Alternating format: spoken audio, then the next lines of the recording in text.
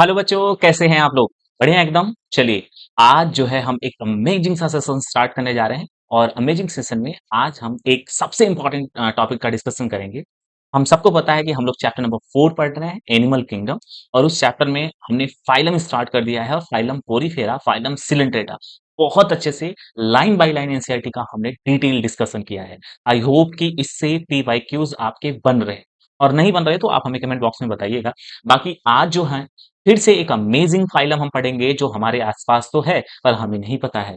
तो आज जो हम अकॉर्डिंग टू एनसीईआरटी हमारा जो नेक्स्ट फाइलम है, फाइलम सिलेंट्रेटा पढ़ने जा रहे हैं। सॉरी, सिलेंट्रेटा पढ़ चुके हैं, फाइलम टिनोफोरा पढ़ेंगे हम लोग। सिलेंट्रेटा एंड पोरीफेरा का डिटेल वीडियो आपके इसी चैनल पर प्लेलिस्ट में मिल जाएगा। और अभी जो हम एक नया फाइलम स्टार्ट करेंगे, फाइलम टिनोफोरा, आपकी स्क्रीन पर एक अमेजिंग सा एनिमल दिख रहा होगा, ट्रांसपेरेंट सा, और उसमें मतलब लाइट इमिट हो रही है। देखो, ये क्या आपने कहीं आसपास देखा है इसको? तो आप कहेंगे सर नहीं देखा हमने। हाँ, सच बात है कि हमारे आसपास दिखेगा भी नहीं, क्योंकि ये सी वाटर में मिलता है। ठीक है, मैराइन होता है, सी वाटर के अंदर मिलता है। और एग्जैक्टली आप देखोगे तो इसको इस तरीके से ही वो लाइट भी इमिट करता है। मतलब ऐसा नहीं कि ये कोई नया सा एक दिवाली का कोई अ, एक लाइट अलग सी आ गई है जो हमने यहाँ पर वीडियो में हम इसको लेकर आए हैं, ऐसा बिल्कुल नहीं है। ये एक्चुअल एक टीनोफोरा ऑर्गेनिज्म है। अमेजिंग है ना? जी हाँ, हमारे आसपास बहुत सारे ऐसे एनिमल हैं जिसके बारे में हम नहीं जानते। तो एनिमल किंगडम इसलिए भी पढ़ना है कि हम ने बहुत सारे एनिमल को जान जाए जिनको हम नहीं जानते थे इससे पहले। तो phylum Ctenophora, also called comb jelly, sea walnut and sea gooseberries, मतलब दो तीन अनदर नाम भी है इसके। तो फोकस करो स्क्रीन पर और हम लोग डिस्कस कर रहे होंगे। और एक वीडियो देखो जरा ध्यान से इसमें। और इसमें देखो एक लाइट इमिट हो रही है, देखो। ये एक फाइलम सॉरी फाइलम टिनोफोरा का एक ऑर्गेनिज्म है। इसको हम कॉम जेली भी बोल रहे हैं, सी वॉलनट भी हम कह रहे हैं इसको, और सी गूसबेरीज भी बोल रहे हैं। ठीक है, तो ये ऑर्गेनिज्म का हम डिटेल डिस्कशन करने जा रहे हैं, ध्यान से देखना। सबसे पहले हम इसका हैबिtat डिस्कस करेंगे। है ना अमेजिंग सा? एक फोटो क्लिक किया गया है, आप देखो। ये ट्रांसपेरेंट ही होता है, मतलब रियल में होता है ट्रांसपेरेंट। मतलब ऐसा नहीं कि हमने एक वीडियो, एक इमेज उठाया और आपको दिखा रहे, नहीं नहीं नहीं, एग्जैक्टली ट्रांसपेरेंट होता है। और ऐसे ही वो ग्रीन और ब्लू कलर की लाइट इमिट करता है, ग्रीन एंड ब्लू कलर की लाइट इमिट करता है। ठीक है, समझ आ गया? तो हैबिटाट पहला हेडिंग है। हम सबको पता है कि जब भी हम कोई एक नया फाइलम पढ़ते हैं तो habitat, structure, special structure, mode of reproduction और एग्जाम्पल के साथ हम एंड करते हैं टॉपिक को। और हाँ, बॉडी ऑर्गन मतलब बेसिस ऑफ क्लासिफिकेशन तो करना ही है, तो भूलना ही नहीं है उसको। तो मजा आ रहा है, अमेजिंग है। बोलो, आपने वीडियो लेक्चर अगर इससे पहले का नहीं देखा, जाकर देखो। हम श्योर हैं कि आपको बहुत अच्छा लगेगा और आपका एनसीईआरटी का हर एक कंसेप्ट जो इससे रिलेटेड है क्लियर हो जाएगा। तो इसका हैबिटाट डिस्कस करें बच्चे, बिना देरी करते हुए। ये मोस्टली कैसे मिलेंगे? मोस्टली ये मैराइन होते हैं।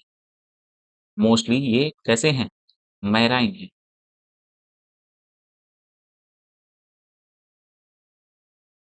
Mostly marine.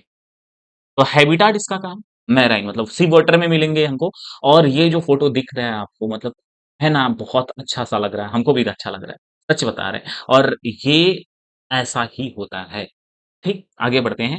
हैबिटाट के बाद मूव कर रहे हैं हम इसके स्ट्रक्चर की तरफ। और एनसीईआरटी में एक डायग्राम है टीनोफोरा के प्लूरोब्रैंकिया का। ठीक है, प्लूरोब्रैंकिया का एक एग्जांपल है, आपके एनसीईआरटी में दिया हुआ है। ये डायग्राम देखो। इस डायग्राम में आप ये जो दो स्ट्रक्चर बाहर देख रहे हो, इसका टेंटिकल है, ये इसका टेंटिकल है। बाकी इसका माउथ यहाँ नीचे की साइड है, यहाँ ये वाला रीजन इसका माउथ वाला रीजन एनसीईआरटी के अकॉर्डिंग बता रहे हैं बच्चे। और ये वाला जो पोर है वो एनल पोर है। पर फिर भी एनसीईआरटी लिख रही है कि ये इसके पास इनकम्प्लीट डाइजेस्टिव सिस्टम है।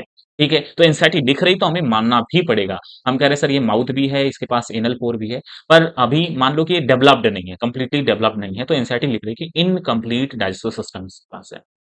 और जो सबसे इंपॉर्टेंट, एक्सटर्नली 8 कॉम्ब प्लेटेड होते हैं। ये जो कॉम्ब प्लेट है, ये इसका क्या है? कॉम्ब प्लेट है बच्चे, कॉम्ब प्लेट। तो ये भूलना नहीं है, ये इसका कॉम्ब प्लेट है। और कॉम्ब प्लेट का नंबर कितना है? 8 होता है, 8। तो 8 कॉम्ब प्लेट होता है इसके पास। तो एक और जो डायग्राम हमने अलग से ऐड किया है, अब ध्यान से देखना। ये टेंटिकल सीथ है और ये बाहर का टेंटिकल है। माउथ यहाँ कहीं पर है इसका, ठीक है, माउथ यहाँ कहीं है। और फेरिंग्स भी होता है इसके पास, हाँ है सर, टेंटिकल हो गया, एनल पोर है और बीच में इसका गट है, ये वाला रीजन इसका गट है। और इसके पास जो कैविटी होती है, हाँ बिल्कुल एक कैविटी होती है जिसको हम गैस्ट्रोवेस्कुलर कैविटी के नाम से जानते हैं। गैस्ट्रोवेस्कुलर कैविटी, बिल्कुल सर, ये याद रखना। ये जो फाइलम टिनोफोरा है ना, वो सिलेंट्रेटा के पहले हम इसको स्टडी करते थे फाइलम सिलेंट्रेटा के अंदर, पर कुछ चीजें इसमें अलग होने लगी, मतलब कुछ अलग मिलने लगा, लाइक बायोल्यूमिनेसेंस इसके अंदर अलग था। वहां पर अलग की बात करें तो उसके पास निमेटोब्लास्ट या निमेटोसिस सेल था, इसके पास नहीं था, तो अलग था, कुछ फीचर इसके अलग थे, तो एक नया फाइलम बना दिया गया। तो स्टार्टिंग में जो हमने बोला था कि फाइलम सिलेंट्रेटा, तो हाँ, बहुत पहले की बात है, तो हम इसको फाइलम सिलेंट्रेटा के अंदर पढ़ रहे थे, पर अभी नहीं पढ़ रहे हैं, एक नया फाइलम बन गया, फाइलम टिनोफोरा। ठीक, क्यों? क्योंकि इसका कुछ फीचर अलग है उसके, जो उसके पास नहीं है, और उसका कुछ फीचर इसके पास नहीं है, तो हम अलग करके पढ़ रहे हैं इसको।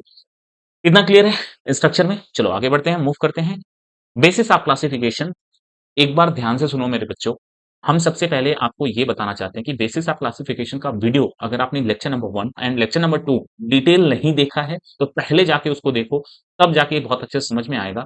और अगर आपको हम यहाँ भी बता रहे हैं, अगर यहाँ समझ आ गया तो बहुत अच्छी बात है, नहीं तो पहले 2 लेक्चर को देख लो, और हम श्योर हैं कि जो हम यहाँ लिखते हैं, वो एग्ज़ैक्टली आपको समझ आ रहा होगा कि हमने क्यों लिखा है, क्योंकि इसका डिटेल डिस्कशन हमने पहले कर रखा है। ठीक है?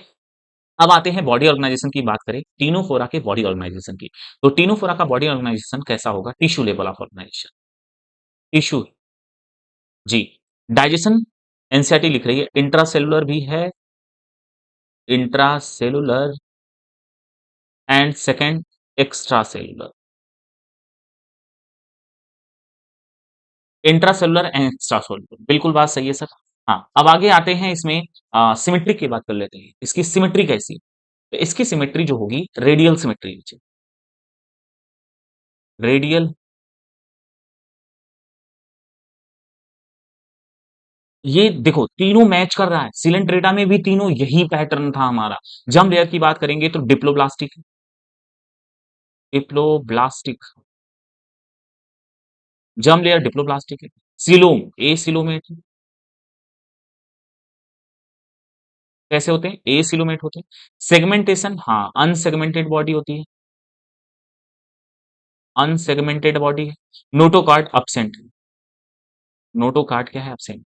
अगर आप लास्ट वीडियो सिलेंट्रेटा का देखे हुए हैं आप, तो आप basis of classification exactly match कर रहा है बच्चे, एग्जैक्टली मैच कर रहा है, तो बहुत कुछ डिफरेंस नहीं है। तो हमने पहले बोला था फाइलम जो स्पिनोफोरा है, पहले हम फाइलम सिलेंट्रेटा में ही पढ़ते थे इसको, पर अभी नहीं पढ़ रहे हैं क्योंकि कुछ फीचर इसके क्या हैं, अलग हैं। हो जाएगा। तो ये टिश्यू लेवल ऑफ ऑर्गेनाइजेशन है, डाइजेशन इसका इंट्रासेलुलर है, एक्स्ट्रा सेलुलर है। सर्कुलेटरी सिस्टम होता नहीं है एक्सक्रीशन के लिए, मतलब जो एनश माउथ है एक ही जैसे काम करते हैं, हाँ लेकिन एनल पोर लिखा हुआ है तो हाँ वो भी काम करेगा उसमें। सिमेट्री की बात करेंगे तो रेडियल सिमेट्री इसके पास है, जर्म लेयर डिप्लोब्लास्टिक है, एसिलोमेट होते हैं, अनसेगमेंटेड बॉडी है, नोटोकॉर्ड एब्सेंट होता है। ठीक, आगे बढ़ते हैं, फोकस करो स्पेशल स्ट्रक्चर। अभी-अभी हमने डिस्कस किया था, अभी जस्ट मतलब जब हमने स्टार्ट किया था तो तुरंत ही डिस्कस किया था। कॉम्ब प्लेट, ये सिलिएटेड होता है, कैसा होता है? सिलिएटेड होता है सर,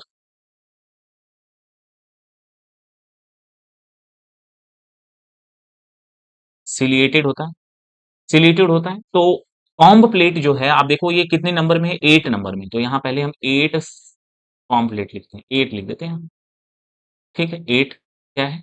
कॉम्ब प्लेट है। और कॉम्ब प्लेट कैसा है? सिलिएटेड, सिलिएटेड है, सिलिया है प्रेजेंट, और हेल्प करेगा किसमें?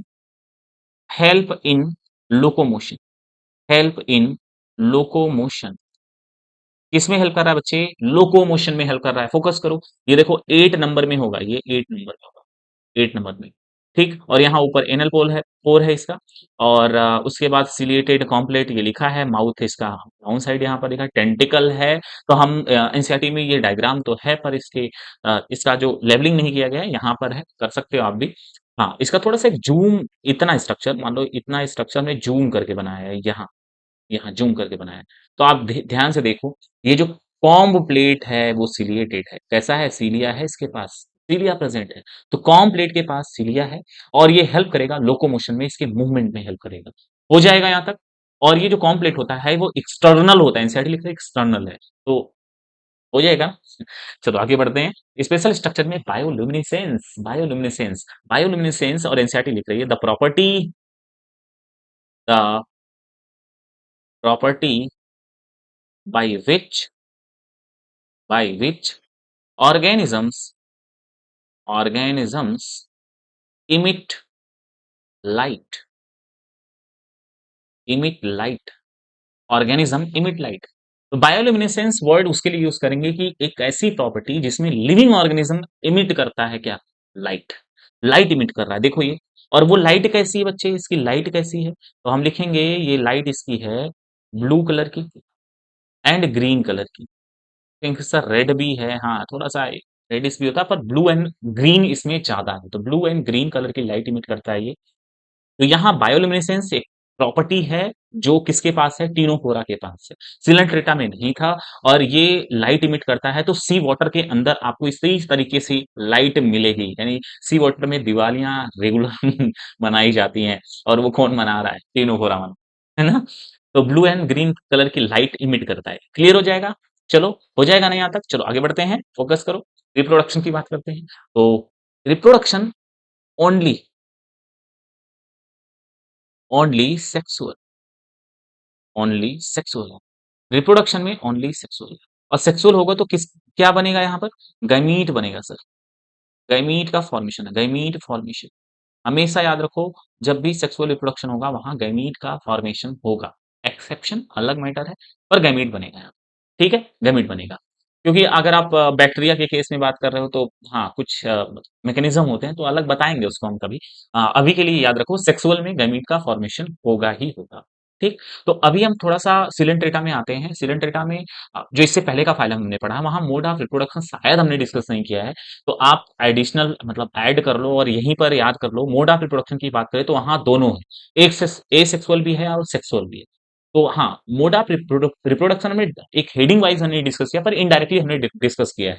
पॉलिप स्ट्रक्चर उसका ए सेक्सुअल रिप्रोडक्शन करता है तो मेडुसा बनाता है, बताया था हमने ये वाली बात याद आ रहा है ना। हाँ, पॉलिप स्ट्रक्चर उसका ए सेक्सुअल रिप्रोडक्शन करता है तो मेडुसा फॉर्म बनाता है उसका। तो जो पॉलिप है, अगर हम बात करें कि सिलेंट्रेटा में मोड ऑफ रिप्रोडक्शन में ए सेक्सुअल कैसे होता है, तो बडिंग से होता है। कैसे होता है, बडिंग, याद करो हाइड्रा में बडिंग होती है, होता है ना ऐसा, बडिंग से होता है। और फ्रेगमेंटेशन भी कुछ में होता है, पर बडिंग याद रखना है, ए सेक्सुअल और सेक्सुअल में गैमीट का फॉर्मेशन होगा। लेकिन टीनोफोरा में ओनली सेक्सुअल इंसेक्ट लिख रही है, तो याद ये रखना, तो यहाँ स्टार लगा लो, ये पॉइंट इंपॉर्टेंट है। सेकेंड, अब इसमें हम बात करेंगे फर्टिलाइजेशन। इसका फर्टिलाइजेशन कैसा है, इंटरनल है, एक्सटर्नल है, कैसा है, तो इसका फर्टिलाइजेशन कैसा है बच्चे, एक्सटर्नल है, एक्सटर्नल फर्टिलाइजेशन है। और नेक्स्ट हम डिस्कस कर रहे होते हैं इसमें डेवलपमेंट। इसका डेवलपमेंट कैसा है सर, डेवलपमेंट इसका इनडायरेक्ट है, इनडायरेक्ट है। वापस से इनडायरेक्ट वाले टॉपिक को डिस्कस करते हैं, क्योंकि अगर आपने पहले वीडियो देखा है तो हम श्योर हैं कि आपको पता है। इनडायरेक्ट मीन्स है पहले लार्वा बने, क्या बनेगा बच्चे, लार्वा, लार्वा से क्या बनेगा, एडल्ट बनेगा, लार्वा से क्या बनेगा, एडल्ट बनेगा। तो mode of reproduction only sexual है, गैमीट बनेगा, और गैमीट जो है मेल गैमीट फीमेल गैमीट जाके बाहर फर्टिलाइज करेगा। फर्टिलाइजेशन के बाद लार्वा का लार्वा बनेगा, जिसको हम डेवलपमेंट में इनडायरेक्ट डेवलपमेंट बोल रहे हैं। और एग्जांपल इसमें दो एनसीईआरटी लिख रही है, प्लूरोब्रैंकिया, ठीक है, प्लूरोब्रैकिया होगा, ठीक, प्लूरोब्रैकिया, एंटीनोफोर। तो ये दो एग्जांपल एनसीईआरटी का, आप इसको ही याद रखना, और बाकी बहुत ज्यादा याद रखने की जरूरत नहीं है, ठीक। आगे बढ़ते हैं, बढ़े आगे। तो नेक्स्ट फाइलम पढ़ने जा रहे हैं बच्चे, आपकी स्क्रीन पर आ गया phylum platyhelminthes, also called flatworm. Platyhelminthes also called flatworm, क्यों बोल रहे हैं, ध्यान से देखो। ये आपको एक प्लेनेरिया का डायग्राम दिख रहा होगा आपको, देखो यहाँ पर, ये प्लेनेरिया देखो कैसे भाग रहा है ना। देखो देखो स्क्रीन पर देखो आप, कैसे प्लेनेरिया भाग रहा है।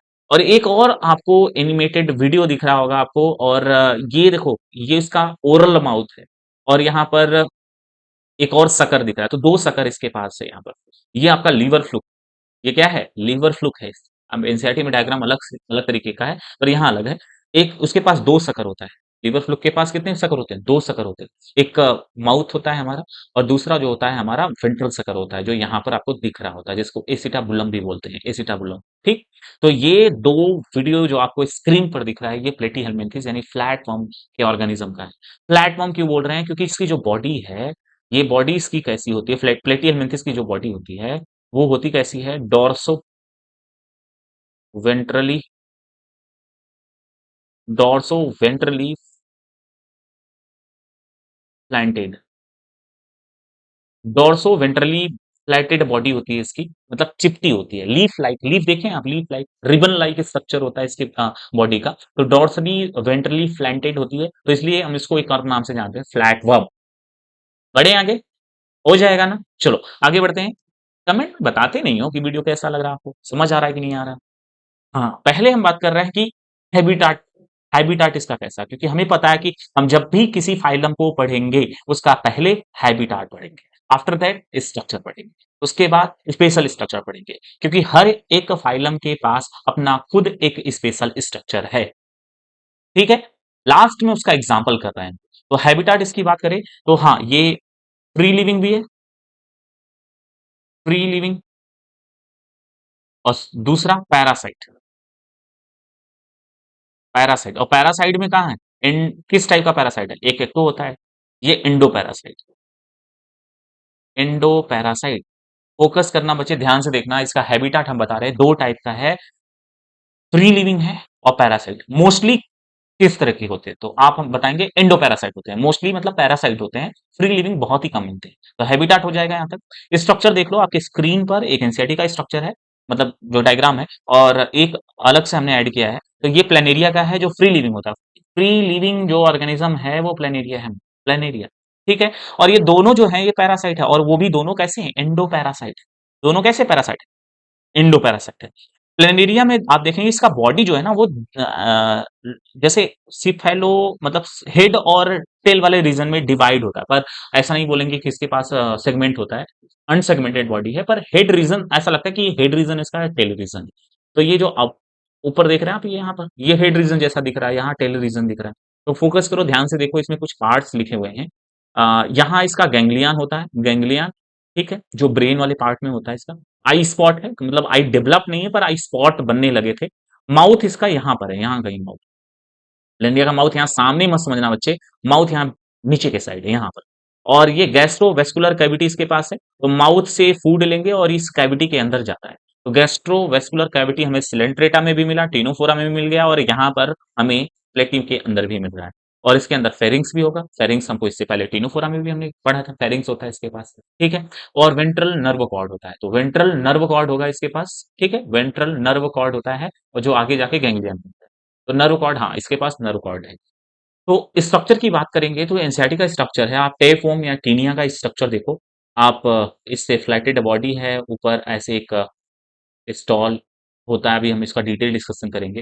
और दूसरा लीवर फ्लूक का एग्जांपल है, यहाँ पर एक वेंट्रल सकल है, ये ओरल सकल है, जिसको हम एसिटाबुलम, इसको एसिटाबुलम भी बोलते हैं, एसिटाबुलम, एसिटाबुलम, ठीक है, एसिटाबुलम और वेंट्रल सकल, ठीक, ये ओरल सकल है, ओरल सकल, और ये वेंट्रल सकल, वेंट्रल सकल, ठीक। तो ये सब आएगा नहीं, मतलब पूछ लिया तो अलग बात है, हम लोग पढ़ रहे हैं इसको, ठीक है। आगे बढ़ते हैं, फोकस करो। बेसिस ऑफ क्लासिफिकेशन, ये इंपॉर्टेंट है अभी तक, मतलब थोड़ा सा यहाँ अलग होने वाला, बड़े फोकस के साथ देखना, हम श्योर है कि यहाँ पे कुछ अलग मिलने वाला है आपको। बॉडी ऑर्गेनाइजेशन की बात करें तो हाँ सर, क्या लिखेंगे? Body organisation, tissue level of organisation? नहीं नहीं नहीं नहीं, अब ये बन गया है हमारा organ, organ level of organisation, organ level of organisation. Good.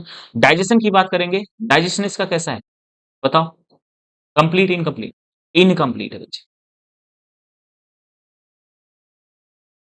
Incomplete digestion system. Extra cellular तो है, कैसा होगा? Extra cellular. और कुछ में तो कैविटी, मतलब डाइजेशन का कोई रोल ही नहीं, जो पैरासाइट है वो डायरेक्टली ही उस फूड को ही क्या कर लेते हैं? अब्जॉर्ब कर लेते हैं। सिमेट्री की बात करेंगे तो ये इसके पास हाँ एडवांस सिमेट्री है, बाईलेटरल सिमेट्री, बाईलेटरल सिमेट्री इसके पास है। Germ layer triploblastic, triploblastic, the first animal या फर्स्ट फाइलम इज ट्रिप्लोब्लास्टिक। जो अभी तक पढ़ते आ रहे हैं, तीन हमने पढ़ा, लेकिन ये पहला ऐसा जो ट्रिप्लोब्लास्टिक, इससे पहले डिप्लोब्लास्टिक सब पढ़ा हमने। सीलोम नहीं, ए सिलोमेट, एसिलोमेट बचे सेगमेंट, स्यूडो सेगमेंटेशन मिलेगा कुछ में, तो हम लिख सकते हैं अनसेगमेंटेड, अनसेगमेंटेड एंड सम कैसे हैं pseudo segmented, pseudo pseudo segmented. ठीक, नोटोकॉर्ड अपसेंट बचे, नोटोकॉर्ड अपसेंट। फोकस करो, ध्यान से देखो, ऑर्गन लेवल ऑफ ऑर्गेनाइजेशन मिला था, अभी ऑर्गन सिस्टम नहीं बना है, ऑर्गन लेवल लिखना है, ठीक है, ऑर्गन लेवल ऑफ ऑर्गेनाइजेशन है। डाइजेशन की बात करेंगे तो इनकम्प्लीट डाइजेशन इसके पास है, इनकम्प्लीट है और एक्स्ट्रा सेलुलर होगा अगर होगा भी तो। एंड सिमेट्री की बात करेंगे तो बायलेटरल सिमेट्री है, एडवांस हो गया है, पहला एनिमल है जिसके पास जिसका जो जम लेयर है वो ट्रिपल प्लास्टिक यानी 3 लेयर मिलेगा इसमें। सीलोम एसिलोमेट है बच्चे। सेगमेंट की बात करेंगे तो अनसेगमेंटेड बॉडी है इसकी और कुछ ऐसे हैं जो स्यूडो सेगमेंटेड है। एंड नोटोकॉर्ड अपसेंट है। स्यूडो क्यों बोल रहे हैं, क्योंकि यहाँ पर आप देख रहे हैं ये टीनिया का, टीनिया का एग्जांपल देख रहे हैं यहाँ पर, टीनिया बाहर से ऐसा लग रहा है ना बॉडी डिवाइडेड है, बॉडी कैसी है डिवाइडेड है, ऐसे ऐसे ऐसे छोटे छोटे पार्ट। तो एक्सटर्नली क्या लग रहा है सेगमेंटेड है पर इंटरनली सेगमेंटेड नहीं होता। सेगमेंटेशन का डिफिनेशन क्या है, जब ऑर्गेनिज्म का body internally and externally segmented होता है तो हम उसको हम ट्रू सेगमेंट बोलते हैं। यहाँ पर क्या है कि एक्सटर्नली सेगमेंटेड दिख रहा है पर इंटरनली नहीं है, तो हम इसके लिए टर्म यूज कर रहे हैं स्यूडो सेगमेंटेड है, ठीक है। अब आते हैं स्पेशल स्ट्रक्चर के पास, तो इसका स्पेशल स्ट्रक्चर अगर बात करें यहाँ पर स्पेशल स्ट्रक्चर में, तो हुक एंड सकर, ठीक है, हुक एंड सकर। और एक बात बच्चे ध्यान से देखना, फोकस करो, ये वाला जो पॉइंट है ना, ये हम्म, हाँ, बॉडी ऑर्गेनाइजेशन, ये जरा एनसीईआरटी का लास्ट पेज जो एक टेबल दिया हुआ है जाके वहां देखना। ऑर्गन लेवल ऑफ ऑर्गेनाइजेशन है, ये बात तो सही है, लेकिन एक और दिया हुआ है, ऑर्गन लेवल के बाद भी एक और दिया हुआ है, तो जाके देखना क्या है और उसको कमेंट बॉक्स में लिखना। तो आप लिखेंगे कैसे कमेंट बॉक्स में, बॉडी ऑर्गेनाइजेशन आप प्लेटी हेलमिंथिस, पहला आप क्या लिखेंगे और सेकंड कुछ और है या नहीं, नहीं है तो नो लिखेंगे, अगर है तो फिर लिखेंगे, ठीक है। चलो आगे बढ़ते हैं। स्पेशल स्ट्रक्चर में हुक एंड सकर की बात करते हैं, तो हाँ, कुछ के पास हुक और सकर दोनों होता है। देखो, अभी आपने टीनिया टेपोन का एग्जांपल देखा है, इसको हम स्कोलेक्स बोल रहे हैं, इस वाले रीजन को जो हेड रीजन दिख रहा है आपको स्कोलेक्स बोल रहे हैं, उसके ऊपर हुक है। तो हुक का काम क्या है, अटैचमेंट। हुक किस में हेल्प करता है, हुक हेल्प करता है अटैचमेंट में, हुक हेल्प कर रहा है अटैचमेंट में मुझे, और जो सकर है वो हेल्प कर रहा है सकिंग। किसमें हेल्प कर रहा है, सकिंग में हेल्प कर रहा है। तो सकिंग में, तो हुक एंड सकर का फंक्शन, हुक अटैचमेंट में हेल्प कर रहा है और सकर सकिंग में हेल्प कर रहा है। हमको पता है कि ये एंडोपैरासाइट है, तो बॉडी के अंदर जाते हैं तो हुक जो होता है ना, वो क्या होता है, अटैच हो जाता है, और जो सकर होता है वो सकिंग में हेल्प करता है। तो ये ह्यूमन के अंदर भी पैरासाइट होते हैं, ह्यूमन के अंदर भी ये पैरासाइट होते हैं बच्चे, ठीक है। तो फोकस करो, आगे बढ़ते हैं हम इस यहाँ से। हुक हो ये है और सकर यहाँ पर देखो अपोजिट डायरेक्शन में, यहाँ पर ये नेक रीजन है, बाकी और सारा रीजन आप डिटेल करना नहीं है। और ये जो डायग्राम बनाया गया है वो इसका इस हेड वाले रीजन का डायग्राम है जो थोड़ा सा डिटेल करके बनाया गया है, तो हुक और शिखर दिखाया गया है। यहाँ पर आप देखोगे तो जो flatworm sorry liver fluke है, लीवर फ्लूक का माउथ जिसको ओरल सकर बोल रहे हैं यहाँ पर, ओरल सकर, जेनाइटल ओपनिंग है, जरा ध्यान से देखना, तो एसिटाबुलम के ऊपर जस्ट जेनाइटल ओपनिंग है, इसको हम वेंट्रल सकर भी बोल रहे हैं हम, ठीक है। और ये हेड रीजन है, इसका बॉडी पार्ट है, ये टेल रीजन है इसका, तो हमने बताया था बॉडी मतलब ऐसा लगेगा कि हेड है इसके पास, टेल है, ठीक है। आगे बढ़ो, स्पेशल स्ट्रक्चर में ये स्टार लगाओ, ये बहुत बार इस पीवाईक्यूज के फॉर्म में आया हुआ है। फ्लैम सेल, फ्लैम सेल किसका फीचर है, फ्लैम सेल, तो फ्लैम सेल फीचर है किसका है बच्चे, ये फ्लैम सेल फीचर है प्लेटी हेलमिंथस का। तो फ्लैम सेल का फंक्शन क्या है, फंक्शन इसका पहले पता होना चाहिए, ये हेल्प करता है osmo regulation, osmo regulation. Second जो इसका फंक्शन है एक्सक्रीशन, सेकेंड फंक्शन क्या है excretion, osmo regulation and excretion. Osmo regulation की बात करेंगे अगर इसमें, तो ये बॉडी के अंदर जो इलेक्ट्रोलाइट है उसको बैलेंस करके रखता है। तो एक्सक्रीशन यानी जो वेस्ट मटेरियल है वो प्लेटीहेल्मिन्थेस में फ्लैम सेल के द्वारा रिमूव किया जाता है, ठीक है। तो जो एक्स्ट्रा अमाउंट में मान लो इलेक्ट्रोलाइट है लाइक सोडियम, जैसे हम लोग बॉडी में क्या होता है Na+ होता है, Cl- होता है, ऐसे बहुत सारे और आयंस होते हैं, अगर उसका अमाउंट ज्यादा होता है तो बॉडी से उसको रिमूव किया जाता है, कम होता है तो उसको रोका जाता है। तो वही ऑस्मो रेगुलेशन यानी ऑस्मोलैरिटी को मेंटेन करता है और एक्सक्रीशन, एक्सक्रीशन में हेल्प करता है। बच्चे एक इंपॉर्टेंट पॉइंट यहाँ नोट में कर लेना, नोट, इसके पास जो प्लेटी हेलमिंथिस है उसके पास पैरेन काइमा टिश्यू होता है, पैरेनकाइमा टिश्यू, पैरेनकाइमा टिश्यू जो ट्रांसपोर्टेशन में हेल्प करता है, हेल्प इन ट्रांसपोर्टेशन। तो पैरेनकाइमा टिश्यू एनिमल में यही मिलता है, क्योंकि पैरेनकाइमा हम प्लांट के अंदर पढ़ते हैं, यहाँ पैरेनकाइमा टिश्यू देखने को मिल रहा है। तो ये स्टार लगाना एनसीईआरटी में है नहीं बच्चे, तो कई बार ऐसा होता है कि आउट ऑफ एनसीईआरटी पूछ लिया तो ये पूछ सकता है आपसे। बाकी आप फ्लैम सेल याद रखो, फ्लैम सेल का दो फंक्शन है, ऑस्मो रेगुलेशन एंड एक्सक्रीशन। और फ्लैम फ्लैम सेल देखने में कहाँ, मतलब होता कहाँ पर, ध्यान से देखो, ये वाले लोकेशन में है, ये प्लेनेरिया है, प्लेनेरिया के इस वाले लोकेशन में ही इसका डायग्राम दिया हुआ है, और इसको थोड़ा सा जूम किया गया, जो यहाँ देख लो आप, यहाँ देखो इसका, ये एक सेल है, फ्लैम सेल है ये। क्या है बच्चे?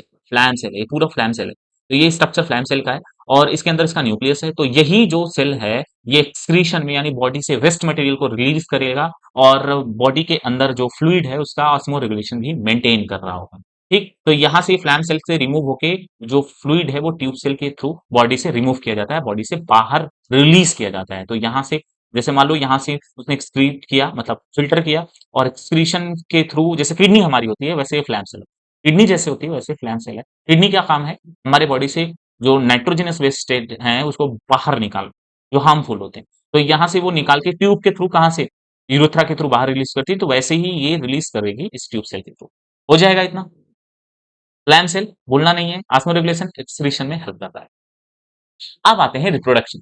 रिप्रोडक्शन की बात करेंगे तो जो प्लेटीहेल्मिन्थेस है, इसका मोड ऑफ रिप्रोडक्शन, जैसे हमने अभी टीनोफोरा पढ़ा तो उसमें हमने बताया था कि ओनली सेक्सुअल है, लेकिन यहाँ पर एसेक्सुअल भी होगा, क्योंकि आपने 10th में पढ़ा होगा रीजनरेशन।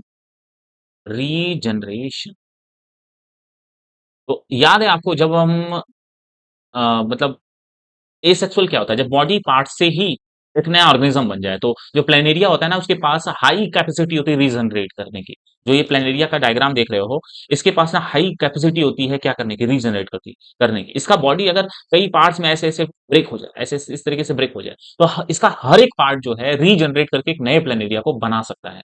तो हमारे बॉडी के अंदर, आप हमें क्वेश्चन बताएंगे, कमेंट बॉक्स में लिखेंगे इसका आंसर, हमारे बॉडी के अंदर कौन सा ऐसा ऑर्गन है जिसके पास रीजनरेशन की कैपेसिटी होती है, रीजनरेशन की कैपेसिटी ह्यूमन बॉडी में, आप बताइएगा। बाकी प्लेनेरिया होता है रीजनरेशन करता है, तो बॉडी से ही एक नया ऑर्गेनिज्म बन रहा है, तो हम ए सेक्सुअल मोड ऑफ रिप्रोडक्शन में इसको रखते हैं।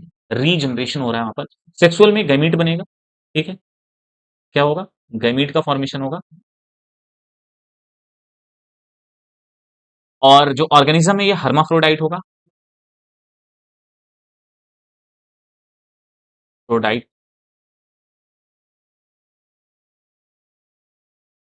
हर्माफ्रोडाइट होगा, मतलब sexes not separate, sexes not separated, sexes separated नहीं है। फर्टिलाइजेशन इसका इंटरनल होगा बच्चे, लिख लो पूरा, फर्टिलाइजेशन इसका, फर्टिलाइजेशन, फर्टिलाइजेशन इसका कैसा है बच्चे, इंटरनल,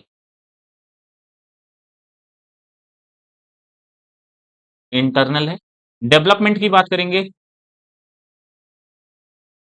डेवलपमेंट इसका कैसा है, इनडायरेक्ट। तो लार्वा बनेगा, लार्वा से क्या बनेगा, एडल्ट बनेगा, ठीक है। तो यहां पर ध्यान से समझना, थोड़ा सा हम मतलब इससे पहले का एक जो टीनोफोरा पढ़ा हमने, उसका भी सेक्सेस सेपरेट नहीं, वो भी हर्माफ्रोडाइट होता है, ठीक है। हर्माफ्रोडाइट, मोनोसियस और बाइसेक्सुअल आप वर्ड यूज कर सकते हो। हर्माफ्रोडाइट, मोनोइसियस, बाइसेक्सुअल, मेरे साथ बोलो एक बार, उधर से बोलो, बोलो, सुनाई नहीं दे रहा हमको पर फिर भी बोलो। Hermaphrodite, monoecious, bisexual, hermaphrodite, monoecious, bisexual, ठीक है, दो तीन बार बोलो। जो हम स्टार्ट से पढ़ रहे हैं, phylum Porifera, phylum Coelenterata, phylum Ctenophora, phylum Platyhelminthes, ये चारों ऑर्गेनिज्म जो होते हैं हर्माफ्रोडाइट होते हैं। सिलेंट्रेटा में कुछ ही होते हैं, पर होते, ठीक है, हर्माफ्रोडाइट वहां पर भी होते, लेकिन जो टिनोफोरा वो भी, उसके भी सेक्सेस सेपरेट नहीं है। पोरीफेरा में भी एनसीईआरटी लिख रही सक्सेस सेपरेट नहीं है, प्लेटी में भी एनसीईआरटी लिख रही सक्सेस सेपरेट नहीं है। तो तीनों कैसे होते हैं, हर्माफ्रोडाइट, जिसको हम एक और नाम से जान सकते हैं मोनोइसियस, इसको और एक नाम से जान सकते हैं बाइसेक्सुअल, ठीक है। दैट मीन्स कि मेल एंड फीमेल गैमिट का फॉर्मेशन एक सिंगल बॉडी कर रहा है, सिंगल बॉडी, पर फ्यूजन नहीं हो, उनके बीच में फ्यूजन हो गया तो फिर क्या ही रह जाएगा। फ्यूजन का मतलब ये है कि मतलब सेम हो जाएंगे ना, फिर वो आइडेंटिकल हो जाएंगे, एग्जैक्टली उस वैसा ही हो जाएंगे। तो अलग अलग जो ऑर्गेनिज्म होता है उसका स्पर्म एंड ओवम फ्यूज करता है, मेनली यही होता है बच्चे, ठीक है। तो यहां पर याद रखना है, फाइलम पोरीफेरा टू फाइलम प्लेटीहेल्मिंथेस तक हर्माफ्रोडाइट अभी तक के लिए याद रखो। Hermaphrodite, monoecious, bisexual, hermaphrodite, monoecious, bisexual. मतलब ऑर्गेनिज्म में सेक्सेस सेपरेट नहीं होते हैं। सेक्स सेल जो बन रही है, गैमीट जो बन रहे हैं, वो एक सिंगल बॉडी से ही बन जाते हैं। क्लियर है इतना? ठीक है। सिलेंट्रेटा में कुछ ही हर्माफ्रोडाइट होते हैं, कुछ ऐसे होते हैं जो यूनिसेक्सुअल होते हैं, मतलब अलग होते हैं, वो डाइसियस होते हैं, पर होते भी उसमें भी हर्माफ्रोडाइट होते हैं। तो सभी में है जितना अब तक हमने पढ़ा है। डेवलपमेंट इनडायरेक्ट हो रहा है और सब में जो हमने स्टार्ट से पढ़ा है, फाइलम पोरीफेरा तो फाइलम प्लेटीहेल्मिन्थेस, सब में लार्वा बन रहा है, सब में लार्वा बन रहा है, लार्वा से एडल्ट का फॉर्मेशन हो रहा है। फर्टिलाइजेशन किसी में इंटरनल है, किसी में एक्सटर्नल है, तो वो आपको करना है, उसको याद रखना पड़ेगा आपको। ठीक है, इतना हो जाएगा? बोलो, हो जाएगा ना इतना? रिवीजन करना पड़ेगा बच्चे, मतलब कोई अल्टरनेट ऑप्शन नहीं है इसका रिवीजन का। तो पढ़ो इसको, बार-बार पढ़ो, याद हो जाएगा, हम श्योर हैं याद हो जाएगा आपको भी। सेक्सुअल रिप्रोडक्शन हो गया इसका, गैमीट का फॉर्मेशन होगा इसमें, हाँ ठीक है हो गया। एग्जाम्पल इसका कर लो, taenia, tapeworm, fasciola, liver fluke. Taenia, tapeworm बोल रहे हैं इसको, फैसियोला, लिवर फ्लूक, दो एग्जाम्पल एनसीईआरटी लिख रही है, हाँ इतना कर लो। एनसीईआरटी एक लाइन लिख रही है, लार्वा मतलब बहुत सारे स्टेज है लार्वा के, ठीक है। ये इसका, इसकी इन्फेक्शन के लिए दो बॉडी की नीड होती है, मतलब डाइजेनिक होते हैं, डाइजेनिक वर्ड यूज कर रहे हैं। डाइजेनिक का मतलब हो गया, जैसे ह्यूमन पर भी जो टेप वर्म होता है, इसका लार्वा जो होता है वो, या टेप वर्म जो है ह्यूमन पर भी इंडोपैरासाइट होता है, लेकिन डाइजेनिक इसके लिए इसको पिग पिग की भी बॉडी, मतलब पिग के अंदर भी एंडोपैरासाइट होंगे और ह्यूमन की बॉडी में भी पैरासाइट होते हैं। ऐसे ही एक और जो टीनिया है, ये टीनिया जो है, पिग एंड ह्यूमन, दो ऑर्गेनिज्म की नीड होगी इसके पूरे सर्वाइवल के लिए।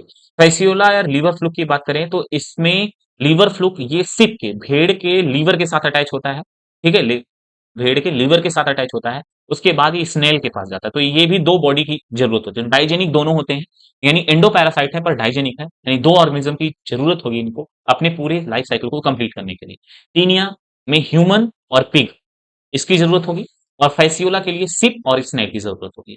बाकी लार्वा के बहुत सारे स्टेज पहले पढ़ाए जाते थे, जैसे मिरासीडियम, सर्केरिया, मेटा सर्केरिया, ठीक है, स्पोरोसाइट्स, ऐसे बहुत सारे लार्वा पढ़ाए जाते हैं, पर आता नहीं है अभी, मत करो इसको, जरूरत भी नहीं है इसकी। ठीक है, यहां तक हो गया। और आज का जो फाइलम हम लोगों ने, फाइलम टिनोफोरा और फाइलम प्लेटियम के दो फाइलम हमने आज खत्म किया है।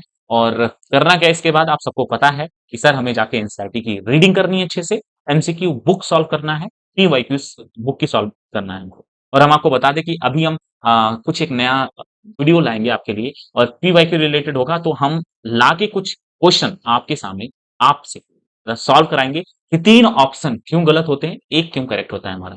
ठीक है, तो पीवाईक्यूज की सीरीज भी लाने वाले हैं, बहुत अच्छा लगेगा। हम लोग मतलब अच्छे से पढ़ाई करेंगे, अगर आप सीरियस हैं बच्चे ना, हम श्योर हैं बच्चे कि जितना हम पढ़ा रहे हैं और आप मेहनत से बस उतना पढ़कर रिवाइज कर लो, 100% मतलब अच्छे मार्क्स तो बायोलॉजी में आ ही जाएंगे। और अगर बायोलॉजी में अच्छे आ गए ना, थोड़ा सा अगर आपने मेहनत कर लिया केमिस्ट्री और फिजिक्स में, हम श्योर आपका सिलेक्शन हो जाएगा। बस इतनी की जरूरत है, तो करना क्या है ये कर लो आप, बाकी चलते हैं हम लोग, चलें फिर कल मिलेंगे हम। Thanks for watching, I love you.